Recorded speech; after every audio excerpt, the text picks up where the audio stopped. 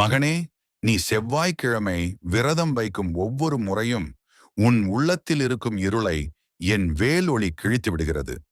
விரதம் என்பது வெறும் உணவு விளக்கம் அல்ல, அது உன் மனத்தை கட்டுப்படுத்தும் தெய்வீக பயிற்சி. அதில் நான் உனக்கு பக்கமாய் நிற்கிறேன். நீ உணவின்றி தவிப்பது என்னை நினைத்து உன் ஆவியை வளர்க்கும் நேரம்.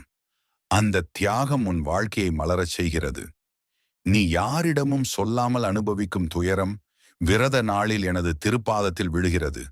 நான் அதை கருணையால் மாற்றுவேன். விரதம் உன்னை வலிமைசாலியாக்கும்.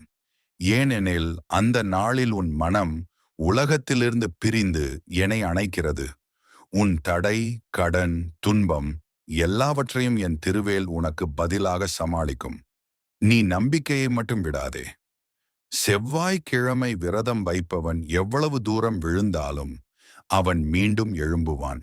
என் அருள் அவனை உயர்த்தும். விரதம் வைத்த உன் மன அமைதியில் நான் உரைகிறேன். அந்த அமைதியே உனக்கு பெரும் வெற்றி தரும்.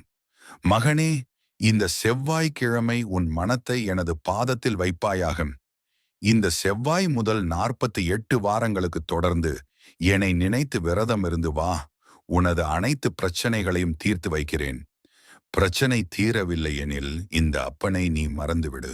ஓம் சரவணபவ.